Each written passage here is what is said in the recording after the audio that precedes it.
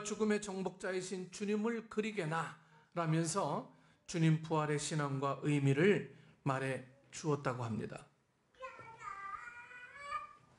이제는 십자가의 주님이 아니라 이제는 부활하신 주님을 한번 그려보게나.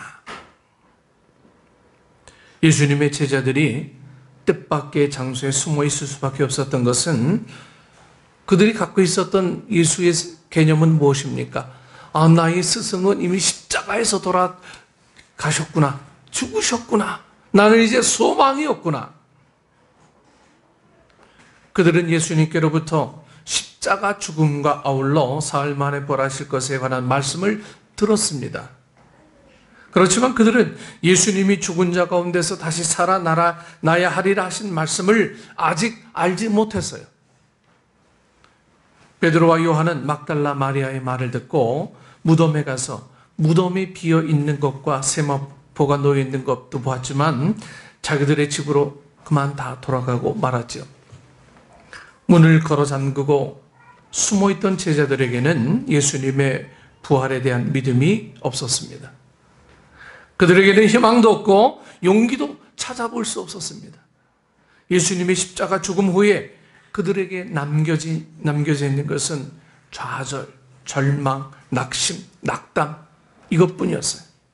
그와 같은 제자들에게 예수님은 다시 한번 너희에게 평강이 있을지어다 하시고 아버지께서 나를 보내신 것 같이 나도 너희를 보내노라 하셨습니다. 그리고 그들을 향하여 숨을 내쉬면서 성령을 받으라. 너희가 누구의 죄든지 사하면 사해질 것이요 누구의 죄든지 그대로 두면 그대로 있으리라 하시며 사죄의 사명과 성령을 제자들에게 허락해 주셨습니다. 2004년에 이 목뼈가 부러지는 사고를 당해서 물속에 30분이나 잠겨 있었지만 죽지 않고 살아난 이남현 성악가의 이야기입니다. 여러분 30분 동안 물속에 들어가 있는데 죽지 않았다 그래요. 예. 그 이남현 이 성악가가 이 고백하는 이야기입니다. 이 목뼈가 부러졌으니까 전신마비가 오지 않았겠습니까? 전신마비 판정을 받고 입원해 있는 동안 그의 어머니는 하루도 빠짐없이 병원에 있는 이 교회에 가서 아들을 위해 기도합니다. 하지만 당시 그는 하나님께 대한 원망이 너무너무 커서 어머니에게 이제 교회 안 갈 겁니다. 그러니까 기도도 찬양이고 하지 마세요. 이렇게 외쳤습니다. 하나님이 살아계시면 어떻게 내게 이러한 이 목뼈가 부러지는 성악가에게 있어서 더 이상 생명을 유지할 수 없는 그러한 일로 내게 왜 고난을 주십니까? 하나님 없습니다. 하면서 그는 그의 어머니는 독실한 기독교인이지만 이제 기도하지 마세요. 이렇게 이야기를 했어요. 그리고 그는 직장 때문에 주말에만 병실에 오시는 아버지께도 저 이제 하나님 안 믿을 겁니다. 그러니까 교회 가자는 말씀은 아예 하지도 마십시오. 라고 했죠. 그런데 하루는 아버지가 이야기 끝에 남현아 너는 하나님의 일을 할 사람이야 라며 이 아버지는 아주 뜻밖의 말씀을 하셨습니다. 당시 마음이 굳어진 상태였지만 이 말은 신기하게도 이 이남현 성악가 이 꼼짝도 못하는 이남현 성악가의 이 병중에서 아주 가슴 깊이 그에게 아주 박혔습니다. 당시 그로서는 도저히 이해되지 않는 말씀이었습니다. 하지만 그는 지금 아버지의 그 믿음과 말씀대로 이제 휠체어를 타고 찬양하며 하나님의 일을 하는 성악가가 되었어요. 네. 이제는 하나님의 일을 하는 성악가가 되었어요. 사실 그는 이 어깨 이 밑으로는 신경이 없는 전신마비 장애인이 되어서 이 목소리를 내는 것은 그것은 물론 재채기를 하는 것조차 쉽지 않았다고 합니다. 그런데 그는 이 바퀴 달린 성악가라는 이름으로 성악과 찬양을 통해서 사람들에게 희망을 전하며 하나님께 영광을 돌리고 있습니다. 나는 장애인이라서 행복해요 라고 할 수 있다면 이남현 성도는 그의 책 나는 지금이 좋다에서 이렇게 간증합니다. 기적적으로 목숨을 건진 나는 제2의 삶을 살아가는 중이다. 나는 지금이 너무나 좋다. 이전에는 이루고 싶었던 일들이 너무너무 많았지만 지금은 작은 것 한 가지만 이루어내도 얼마나 감사가 되는지 모른다. 주님을 원망하며 거부했지만 지금은 주님과 무척 친하게 지낸다. 부모님과 더 친밀해져서 좋고 두 눈으로 세상을 바라볼 수 있어 좋고 숨을 쉬며 향기를 맡아 좋고 아름다운 음악을 들을 수 있어서 좋고 노래를 할 수 있어서 정말 좋다. 만약 내가 장애인이 되지 않았다면 작은 것 하나하나의 소중함을 발견하지 못했을 것이다. 보고 듣고 숨쉬고 말하는 기쁨을 누리지 못했을 것이다. 꿈꾸는 것의 소망함과 희망의 가치를 깨닫지 못했을 것이다.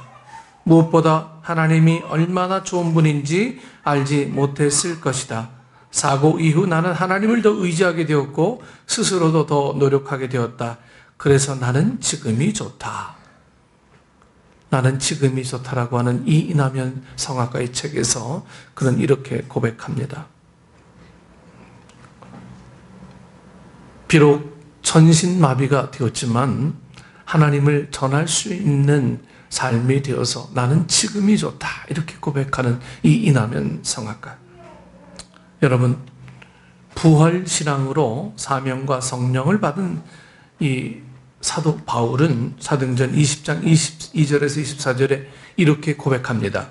보라, 이제 나는 성령에 매여 예루살렘에 가는데 거기서 무슨 일을 당할는지 알지 못하노라. 오직 성령이 각 성에서 내게 증언하여 결박과 환난이 나를 기다린다 하시나 내가 달려갈 길과 주 예수께 받은 사명 곧 하나님의 은혜의 복음을 증언하는 일을 마치려 하면은 나의 생명조차 조금 더 귀한 것으로 여기지 아니하노라.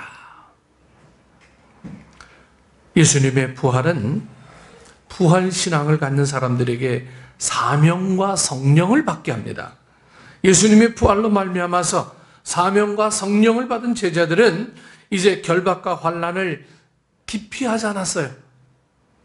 그들은 어떻게 내가 살 국리만을 하기 위해서 예수님 돌아가신 후에 그렇게 살았던 제자들이었지만 이제 부활하신 주님을 만난 후에 사명과 성령을 받은 이 제자들은 이제 그의 삶에 죽음을 기피하지 않고 내가 죽을지언정 이제 부활하신 주님을 증거하며 살겠다. 이렇게 고백을 하며 그들의 삶을 살아가게 됩니다.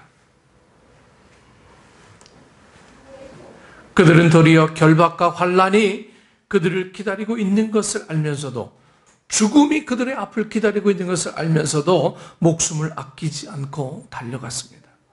그들은 복음을 증언하는 사명을 마치기만을 원했습니다. 이제는 복음 증거하며 내가 나머지 평생을 살겠노라. 이렇게 그의 제자들의 삶은 뒤바뀌게 됩니다. 우리 사랑하는 식구 여러분, 예수님의 부활로 말미암아 주어진 사명과 성령을 받으시기를 축원합니다. 그래서 죽음을 깨뜨리고 승리하신 부활하신 주님과 함께 이 좌절과 절망, 낙심과 낭망의 자리에서 일어나서 이제 변화된 삶으로 성령에 매여 사명을 마치기까지 달려갈 길을 완주하시기를 주님의 이름으로 축원합니다. 성 어거스틴의 어머니 모니카는 어느 날 아들에게 내가 죽거든 장지 문제로 고민하지 말고 아무데나 묻어주기를 바란다. 왜냐하면 나는 바로 하나님께로 가게 될 테니까 라고 말했다고 합니다. 예수님의 부활에 대한 부활 신앙을 가진 사람에게는 구원의 확신이 있습니다. 죽음에 대한 두려움이 없어요. 삶의 변화가 있습니다. 예수님의 부활로 말미암아 제자들이 변화되었습니다. 부활하신 주님께서 그들에게 나타나사 평안과 기쁨, 사명과 성령을 주셨기 때문입니다. 우리 사랑하는 성도 여러분, 부활하실 주님으로 말미암은 평안과 이 기쁨, 사명과 성령을 받으셔서 이제 변화된 삶으로 부활의 복음을 증언하며 승리의 영광을 하나님께 돌리시기를 예수님 이름으로 간절히 축원합니다. 오직 하나님의 영광을 위해 우리가 살아가는 이 부활의 소망을 갖는 우리 축복된 식구들 되기를 축원합니다. 기도하겠습니다. 살아계신 하나님, 은혜를 감사합니다. 우리가 무엇이간데 이처럼 사랑하십니까? 내 고집이 너무나 강하여, 내 아집이 너무나 튼튼하여 다른 진리의 말씀들이 들어오지 못한 완악함의 삶을 우리가 살고 있진 않습니까? 이제는 나를 내려놓고 온전히 하나님을 받아들이고 하나님 말씀 속에서 살아가는 것이 우리 인생의 가장 큰 목적이 되어줄 수 있도록 하나님 인도하여 주옵소서. 예수님이 우리 안에 거하시면 평안과 기쁨을 얻게 되는 줄 믿습니다. 그것으로 우리의 삶을 살아가고 그 평안과 기쁨을 전하여 주는 하나님의 사람들 될 수 있도록 주님 인도해 주옵소서. 우리의 생명을 구원하신 예수님 이름으로 기도드리옵나이다. 아멘.